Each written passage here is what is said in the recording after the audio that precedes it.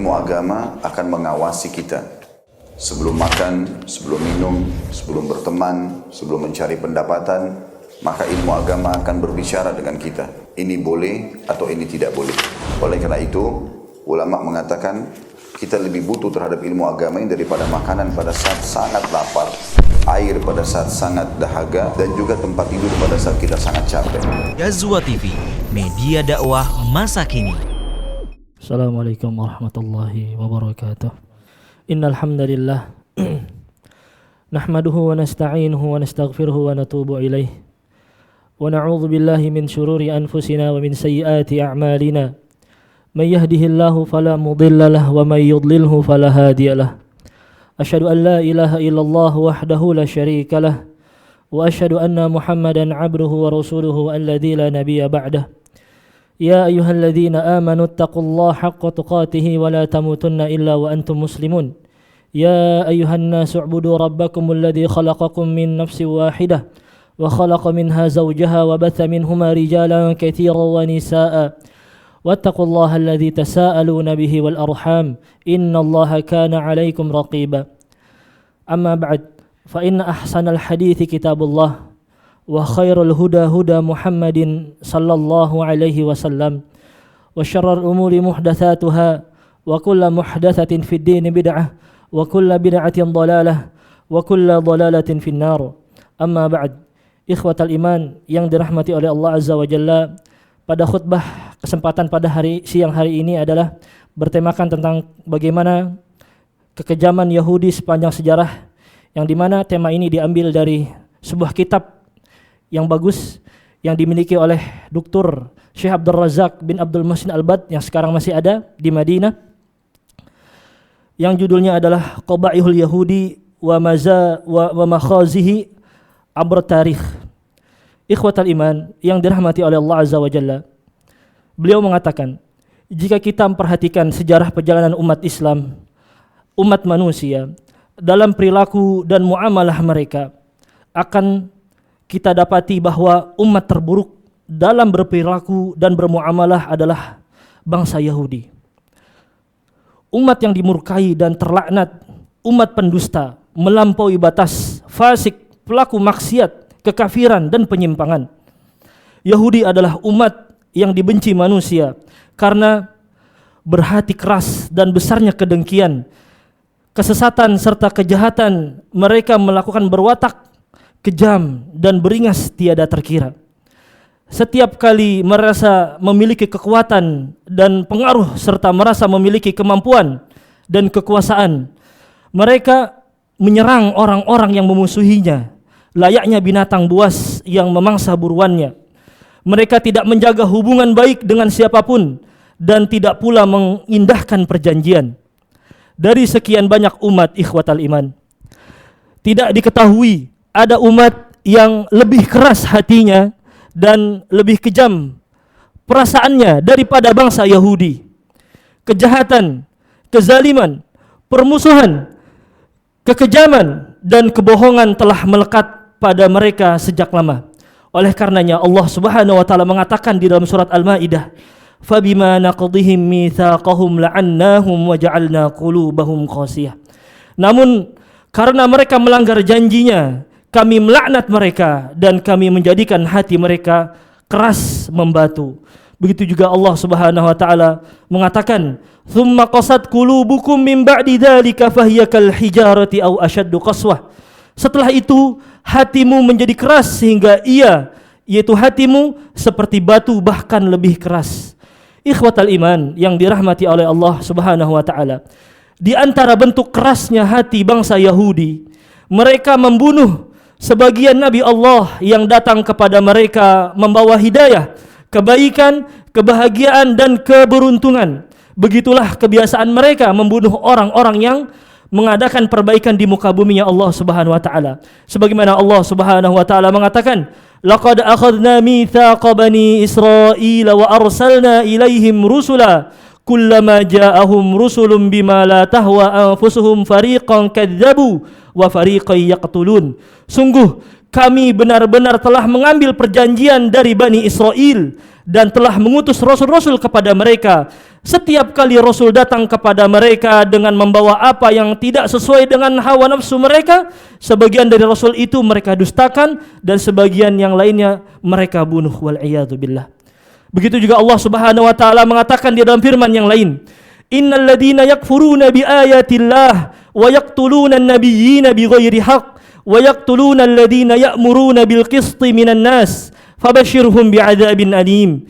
Sesungguhnya orang-orang yang kufur terhadap ayat-ayat Allah, membunuh para nabi tanpa hak alasan yang benar, dan membunuh manusia yang memerintahkan keadilan, sampaikanlah kepada mereka kabar gembira tentang azab yang sangat pedih.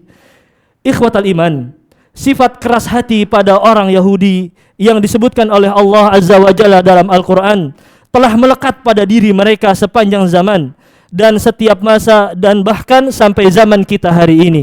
Ma'asyiral mu'minin rahimakumullah, mereka juga suka berbuat makar, menipu, berbuat keji, dan juga melakukan tipu daya. Hal ini sebagaimana sering dirasakan oleh kaum muslimin di generasi awal di zaman Nabi Muhammad SAW. Dan sampai kapanpun kaum muslimin akan selalu merasakan akibat dari makar dan tipu daya Yahudi laknatullah. Allah Subhanahu wa taala mengatakan, "Wa in tamsaskum hasanatun tasuhum wa in tusibukum sayyi'atun yafrahu biha wa in tasbiru wa tattaqu la yadurrukum kaiduhum syai'a innallaha bima ya'maluna muhit." Jika kamu memperoleh kebaikan, niscaya mereka bersedih hati. Adapun jika kamu tertimpa bencana, mereka akan bergembira karenanya. Jika kamu bersabar dan bertakwa, tidaklah tipu daya mereka akan menyusahkan kamu sedikit pun. Sungguh Allah Subhanahu wa taala meliput segala yang mereka kerjakan. Ikhwatal iman yang dirahmati oleh Allah Azza wa Jalla, sepanjang hidup Yahudi itu menjadi pusat kerusakan, kemungkaran dan kekejian di tengah-tengah masyarakat. Mereka sebarkan keburukan dan kerusakan. Sepanjang sejarah mereka menjadi sumber kemungkaran dan kekejian. Merekalah ikhwatal iman, pemilik rumah-rumah pelacuran di dunia dan penyebar penyimpangan seksual di setiap masanya. Mereka memeras harta bangsa orang lain yang kemudian mereka gunakan untuk menyebarkan keburukan di tengah-tengah bangsa itu demi menghancurkan nilai-nilai akhlaknya, meruntuhkan keimanan dan melemahkan kekuatan agar menjadi target yang mudah bagi mereka. Ikhwatal iman, permusuhan Yahudi terhadap Islam adalah sejarah yang lama sekali yang telah terjadi sejak munculnya Islam pertama kali. Permusuhan dan kedengkian mereka terhadap Islam dan kaum muslimin telah diketahui baik oleh para ulama maupun orang awam sejak dulu sampai sekarang.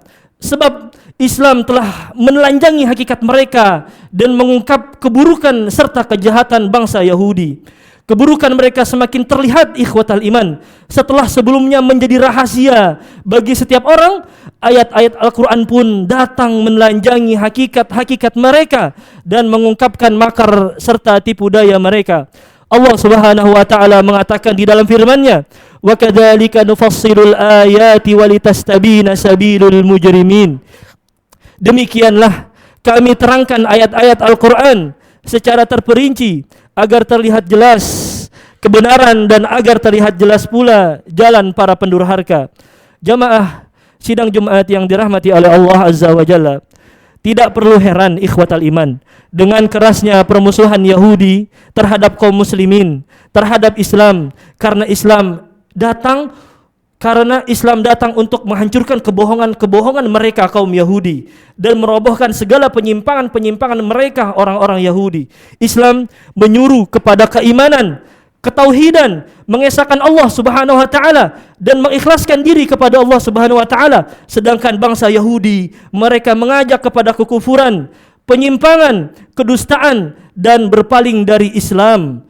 Islam menyuruh kepada keteladanan yang baik, nilai-nilai yang tinggi, kasih sayang dan kebaikan. Adapun bangsa Yahudi, agama Yahudi mengajak kepada kekerasan, kejahatan, keganasan, permusuhan, kezaliman dan mengorbankan darah sesama manusia. Dan Islam ikhwatal iman menyuruhkan kepada kita semua untuk mempunyai rasa malu, juga mempunyai rasa saling melindungi dan menjaga kehormatan Adapun bangsa Yahudi, mereka mengajak untuk kepada kehinaan, kerusakan, makar dan kezaliman. Islam menjaga hak-hak dan menghormati perjanjian serta mengharamkan kezaliman. Sedangkan Yahudi tidak mengakui hak, tidak menepati janji dan tidak meninggalkan kezaliman serta permusuhan.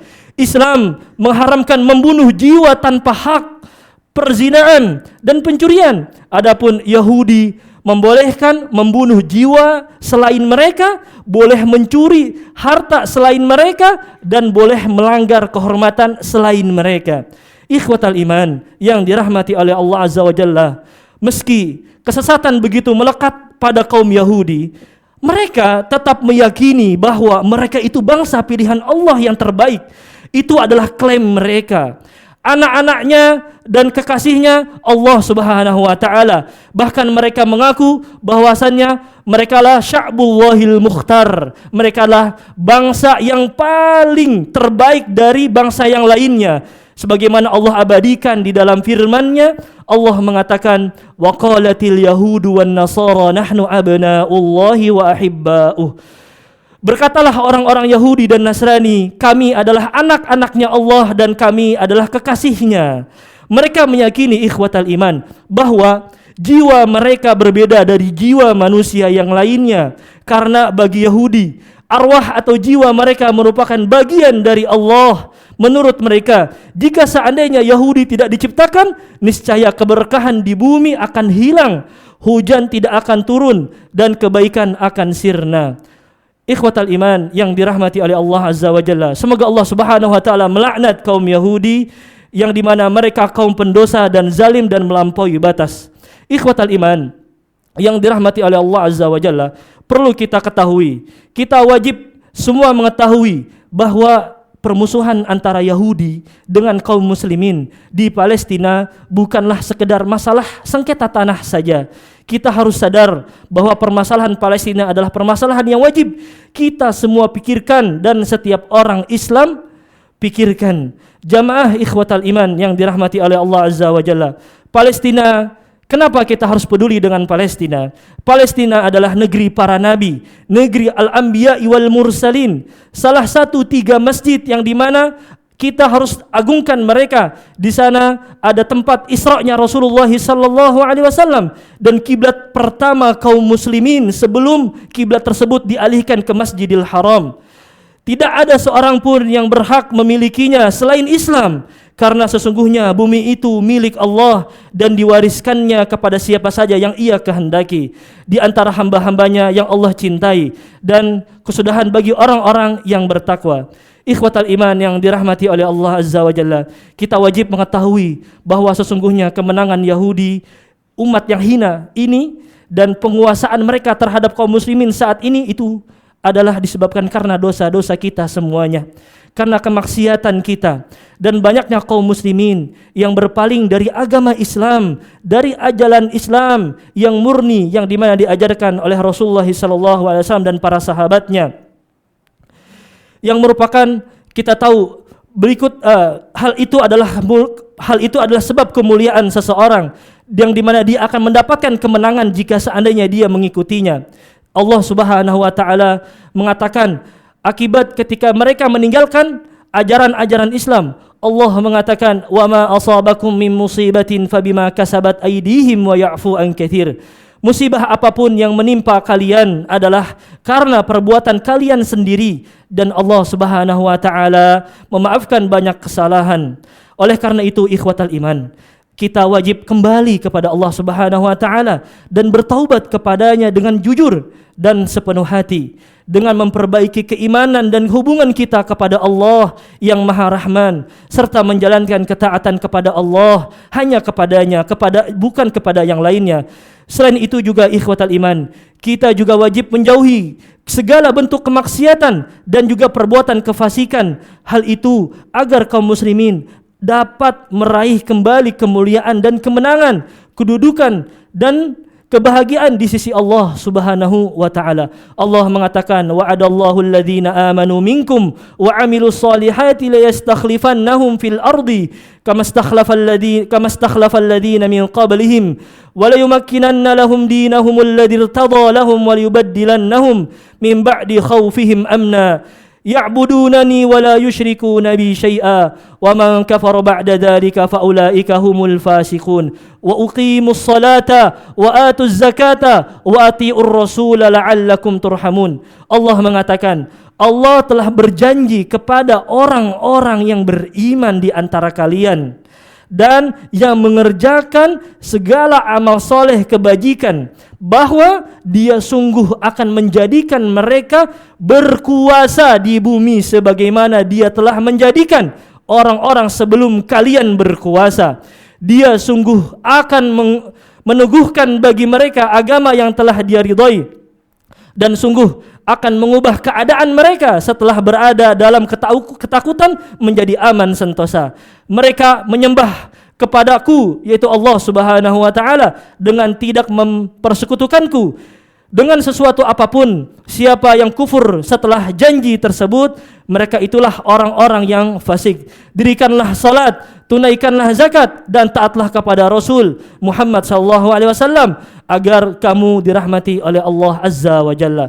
Barakallahu li wa lakum fil Qur'anil Karim wa nafa'ani wa iyyakum bima fihi minal ayati wadh-dhikril hakim.